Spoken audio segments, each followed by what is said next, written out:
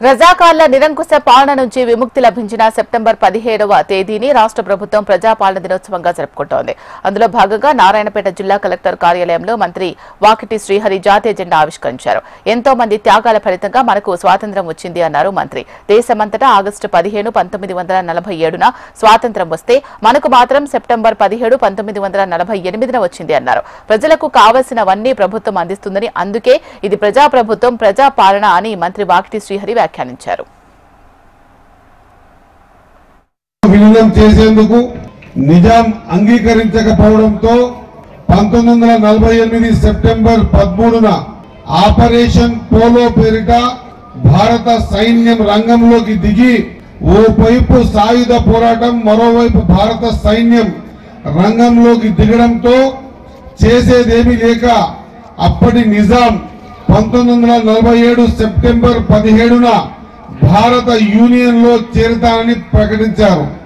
నేడు ఈ స్వేచ్ఛ, స్వాతంత్రం మన సొంతం కావడానికి ఎంతో మంది ఈ గడ్డ మీద అసమాన త్యాగాలు చేశారు.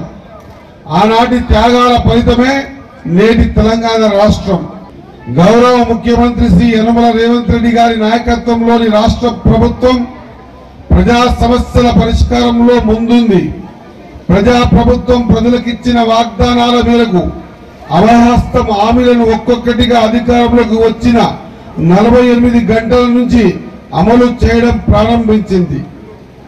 తెలంగాణ ప్రభుత్వం ఏర్పడిన అనతి కాలంలోనే ప్రజాపాలనకు అంకురార్పణ చేసి డిసెంబర్ 28, 2023 నుండి జనవరి 6, 2024 వరకు ప్రభుత్వ హామీల అమలులో జిల్లాలోని అన్ని గ్రామాల్లో, వార్డుల్లో సభలు ఏర్పాటు చేసి లబ్ధిదారుల నుండి ప్రజాపాలన కార్యక్రమంలో జిల్లాలో 1,70,482 దరఖాస్తులు స్వీకరించాం.